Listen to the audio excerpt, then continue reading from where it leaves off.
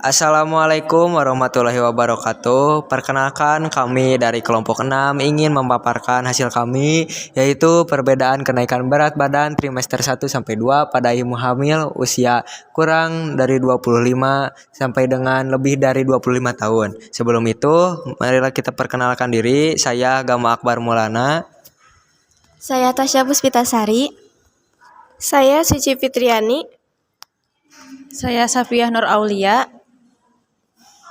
Saya Fatia Nursipah Hermawan. Kita mulai presentasinya. Oke, kita lanjut presentasi. Pertama-tama saya akan memaparkan latar belakangnya dulu. Untuk latar belakangnya adalah Posyandu, Pos Pelayanan Terpadu, adalah sarana pelayanan kesehatan dasar yang berfungsi memantau tumbuh kembang balita dan ibu hamil, termasuk mencatat data gizi seperti berat badan, tinggi badan, lingkar kepala, dan status gizi. Nah, ketepatan data ini sangat penting untuk mendeteksi masalah gizi karena untuk perencanaan program kesehatan dan pencegahan stunting. Selanjutnya, next, ada fenomena yang kami amati, yaitu terdapat perbedaan kenaikan berat badan antara ibu hamil dari trimester 1 sampai trimester kedua. Yang pertama ada ibu hamil usia kurang dari 25 tahun. Cenderung mengalami kenaikan berat badan lebih cepat setelah gejala mual muntah berkurang, artinya ada kenaikan nafsu makan. Sementara ibu hamil yang lebih dari 25 tahun usianya cenderung mengalami kenaikan berat badan yang lebih lambat karena pola makan yang lebih teratur dan pengalaman kehamilan sebelumnya. Dari dua fenomena di atas dapat kami simpulkan bahwa faktor usia dapat mempengaruhi pola kenaikan berat badan selama hamil. Next, selanjutnya. Untuk rumusan masalahnya ada dua, yaitu apakah terdapat perbedaan kenaikan berat badan antara ibu hamil usia kurang dari 25 tahun dan yang lebih dari 25 tahun. Yang kedua ada bagaimana pola kenaikan berat badan ibu hamil pada trimester pertama dan trimester kedua. Selanjutnya, adapun tujuan kami menjalankan tugas ini yaitu karena untuk memenuhi tugas mata kuliah matematika yaitu independent sample t-test. Selanjutnya ada menilai apakah kenaikan berat badan pada masing-masing kelompok usia sudah sesuai dengan standar gizi ibu hamil. Dan yang terakhir ada menjadi dasar untuk memberikan edukasi dan intervensi gizi yang lebih tepat sasaran berdasarkan usia ibu hamil. Baik, yang selanjutnya yaitu lokasi Posyandu. Nama Posyandu, Posyandu Cikirai, lokasi di RT 17 RW 5, Dusun Cikirai, Desa Budiharja, Kecamatan Sindangkasih, Kabupaten Ciamis. Nomor telepon 0813 2319 1272 atas nama Ibu Sundari. Next.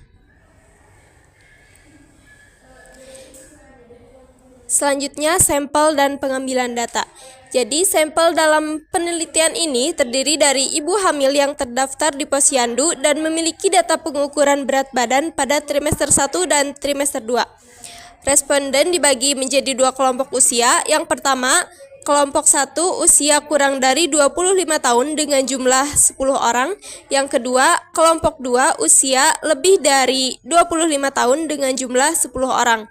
Dengan kriteria, yang pertama ibu hamil yang memiliki buku KIA atau catatan Posyandu dengan data berat badan trimester 1 dan trimester 2. Yang kedua, usia ibu dapat diverifikasi melalui KTP atau buku KIA. Yang ketiga, bersedia menjadi responden. Penelitian menggunakan teknik purposive sampling, yaitu pemilihan sampel secara sengaja berdasarkan kriteria yang telah ditetapkan peneliti. Teknik ini dipilih karena penelitian memerlukan responden dengan karakteristik khusus, yaitu ibu hamil yang memiliki catatan berat badan pada trimester 1 dan trimester 2. Dengan metode ini, data yang diperoleh lebih sesuai dan relevan untuk dianalisis menggunakan uji independent sample t-test. Nah, oke, untuk selanjutnya ada instrumen di mana kelompok kami pengumpulan datanya dilakukan dengan menggunakan instrumen data PRIP dan POS, di mana sudah ada catatan data mengenai kenaikan berat badan ibu hamil trimester 1 dan 2. Next. Nah, ini untuk tabel data kenaikan berat badan ibu hamil usia kurang dari 25, di mana kenaikan berat badan diambil dari selisih BBTM 2 dikurangi BBTM 1. Next. Nah, ini untuk tabel data kenaikan berat badan ibu hamil usia lebih atau sama dengan 25 dengan sama kenaikan berat badan diambil dari selisih BBTM 2 dikurangi BBTM 1. Nah, yang pertama dari data tersebut kita harus menguji dulu apakah datanya normal atau tidak normal. Yang pertama dengan menguji yang kurang dari 25 terlebih dahulu, di mana yang pertama kita mencari rata-ratanya, kemudian simpangan baku, dan ketika sudah dapat hasilnya kita simpan terlebih dahulu. Nah, lanjut untuk mencari rata-rata usia lebih dari 25 dan simpangan bakunya juga. Jika sudah ada, kita masukkan ke dalam rumus empiris yang 68%. Lalu jika sudah didapat data yang dalam rentang ini tuh ada 6 dari 10 data. Itu menunjukkan bahwa total data untuk kurang dari 25 itu normal. Lalu juga untuk yang usia lebih dari 25 total datanya itu 6 dari 10 data juga, di mana itu menunjukkan bahwa data itu sudah normal. Selanjutnya analisis menggunakan t-test, menguji t-hitung. Yang pertama M1 sama dengan sigma X1 per N1 sama dengan itu udah ada hasilnya. Yang kedua M2 sama dengan kayak rumus M1 tadi. Selanjutnya SS1 sama dengan sigma X1 kuadrat dikurangi sigma X1 kuadrat per N1 sama dengan ini hasilnya. Terus yang selanjutnya SS2 sama dengan sigma X2 kuadrat dikurangi sigma X2 kuadrat per N2, ini hasilnya. Terus T hitung sama dengan rumusnya M1 dikurangi M2 per akar SS1 plus ditambah SS2 per N1 ditambah N2 dikurangi 2 dikali 1 per N1 ditambah 1 per N2, ini hasilnya 0,5. Selanjutnya, hasil dan pembahasan statistik deskriptif. Untuk kelompok usia kurang dari 25, data min-nya 3,06, standar deviasinya 1,13, nilai minimumnya 2,3, nilai maksimum 4,0, dan jumlah datanya 10. Untuk usia lebih dari sama dengan 25 tahun, min-nya 2,43, standar deviasinya 1,34, nilai minimumnya 0,7, nilai maksimum 3,4, dan jumlah datanya 10. Selanjutnya, grafik box plot. Berikut grafik box plot. Dari grafik tersebut diketahui bahwa kedua kelompok memiliki pola sebaran yang hampir mirip, meskipun kelompok usia kurang dari 25 tahun memiliki median sedikit lebih tinggi. Di next.